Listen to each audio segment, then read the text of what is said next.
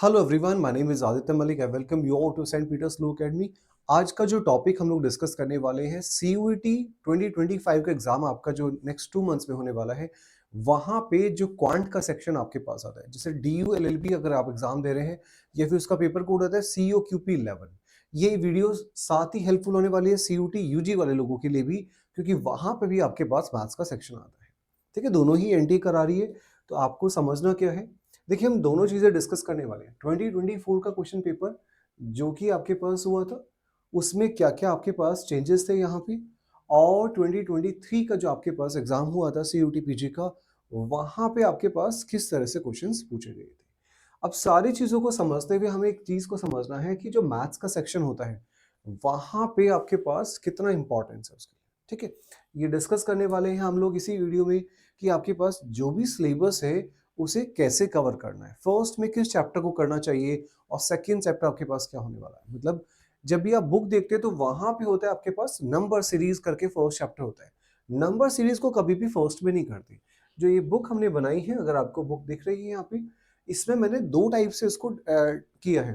First is level 1 के लोगों के लिए, जो लोग बेसिक तैयारी करें, मतलब 10th के बाद से जिन्होंने मैथ्स नहीं पढ़ा, उनके लिए लेवल 1 रखा गया है। और जैसे ही आप लेवल 1 में अपने कॉन्फिडेंस को बूस्ट करते हैं, तो साथ ही आपके पास क्या है, लेवल 2 और लेवल 3 को कंबाइन करके मैंने बनाया है। यहाँ पे क्या चीजें हैं, चैप्टर्स वही है ज्यादातर, बस आपके पास क्या है, चीजों का लेवल बदल जाता है। मतलब इजी क्वेश्चन से मॉडरेट और डिफिकल्ट साइड में चले जाते हैं। तो जनरल क्वेश्चन आपके पास हो सकता है लेवल 2 से आ जाए या फिर लेवल 1 से आ जाए, और आप तैयारी थोड़ा सा अच्छा करना चाहते हैं तो आप लेवल 3 के क्वेश्चंस को भी देख सकते हैं। अब सबसे पहले ये समझते हैं कि क्वेश्चन आए कितने हैं। जब आप 2024 का क्वेश्चन पेपर देखेंगे, वहां पे आपके पास जो नंबर ऑफ क्वेश्चंस है वो टोटल है, आई गेस 9 है शायद। इसमें टोटल 9 क्वेश्चंस पूछे गए हैं। आपको ये बात समझ आनी चाहिए कि टोटल जो क्वेश्चन आपके पास है 2023 और 2024, दोनों में टोटल नंबर ऑफ क्वेश्चंस का डिफरेंस था।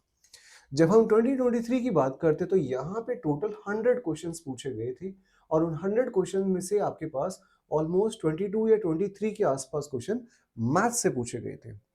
जब आप बात करें 2024 की, तो यहाँ क्वेश्चन रिड्यूस करके इन्होंने 75 कर दिया था, टाइमिंग भी थोड़ा कम कर दिया था, 105 मिनट्स। इस बार भी आप देखने वाले हैं तो क्वेश्चन 75 ही होने वाले हैं।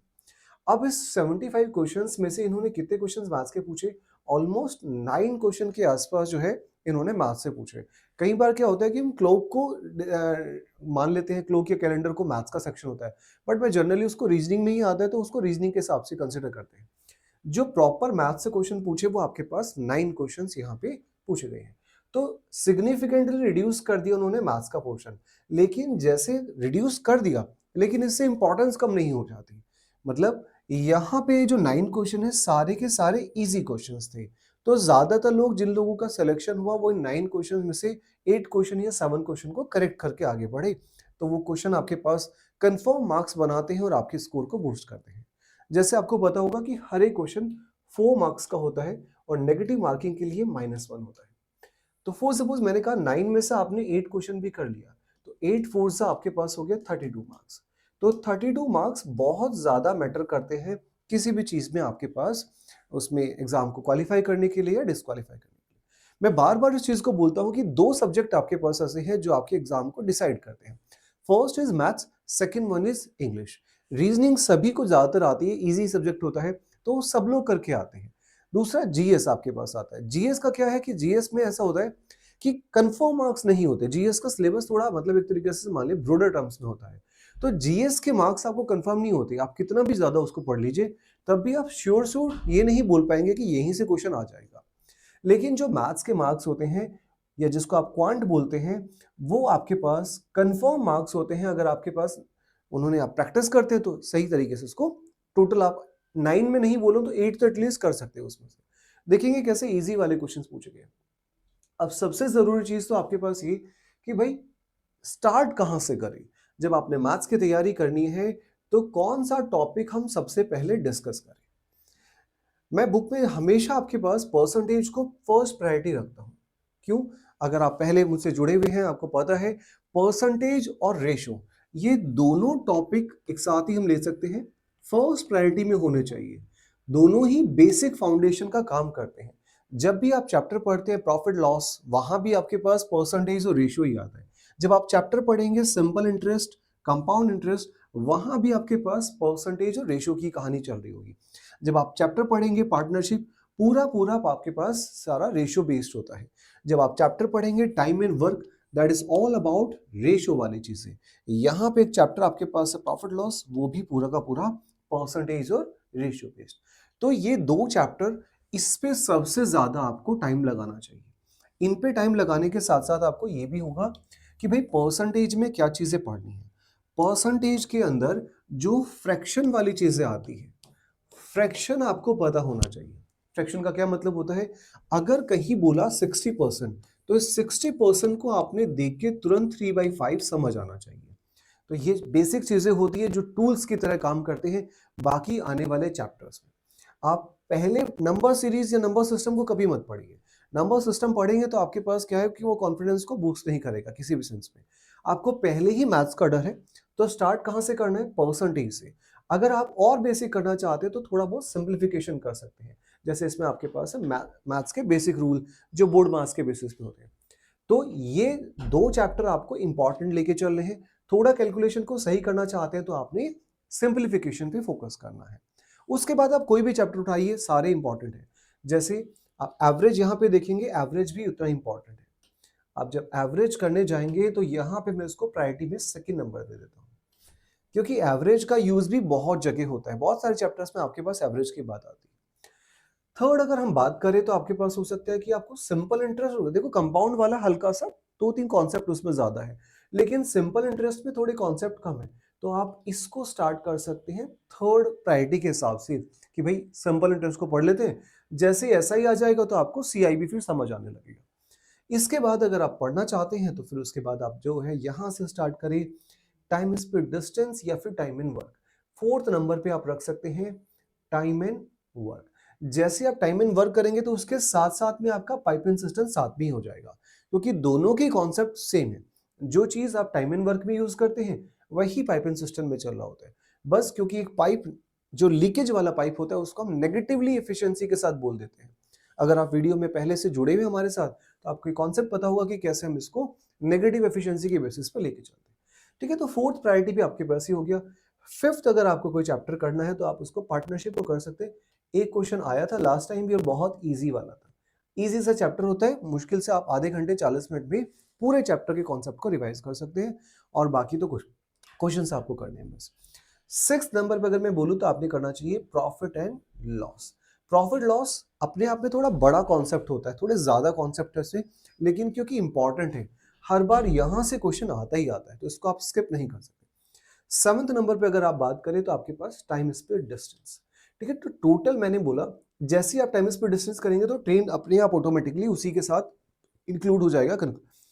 अब ये जो चैप्टर आपके पास है मिक्सचर एंड एलिगेशंस, इसको आप स्किप कर सकते हैं इनिशियली अगर आपके कॉन्सेप्ट अच्छे नहीं है। एचसीएफ एलसीएम को स्किप कर सकते हैं अगर आपको थोड़ा सा प्रॉब्लम है। बट ये जो मैंने 7 टॉपिक्स यहाँ डिस्कस किए, 7 मतलब ये ऑलरेडी 2 हो गए, मैंने इसको एक बोल दिया।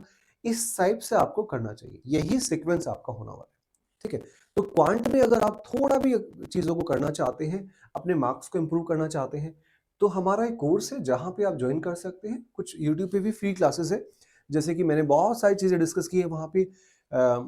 आपके पास होता है एक सीक्वेंस, हम लोग उसमें देखते हैं जिसे हम कहते हैं कंटिन्यूस सीक्वेंस, और परसेंटेज में उसको लेके चलना होता है।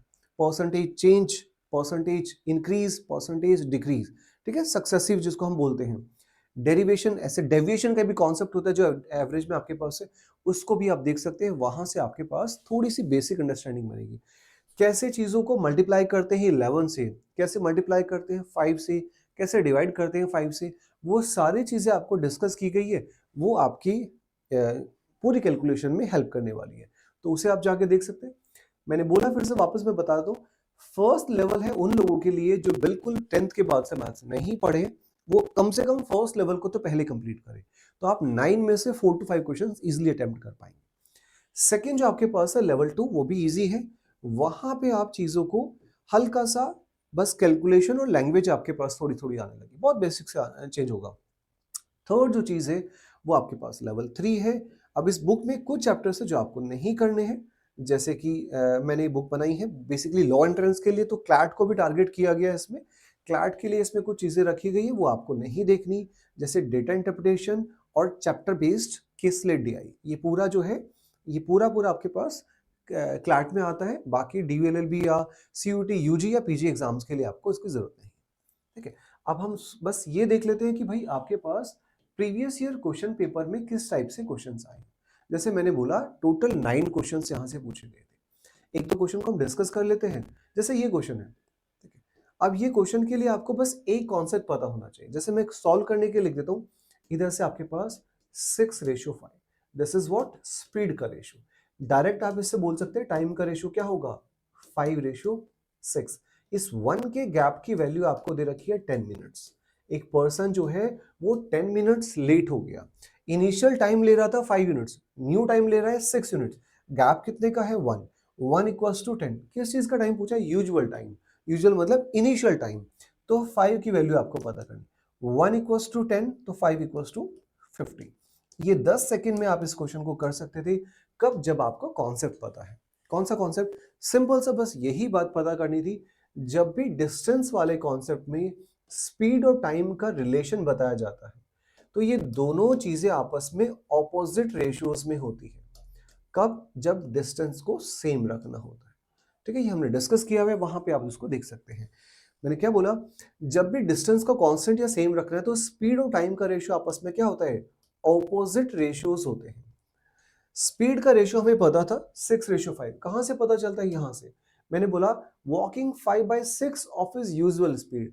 एक आदमी की न्यू स्पीड उसको S2 बोल देते हैं, वो किसके इक्वल है, 5/6 के इक्वल है। और किसका 5/6, उसका यूजुअल स्पीड मतलब इनिशियल, उसको S1 बोल देते हैं। इस लाइन से आपके पास S1 और S2 का रेशियोज आ गया। S1 ऑलरेडी इधर है, S2 डिवीजन में चला जाएगा, ये 5/6 उधर जाके 6/5 बन जाएगा।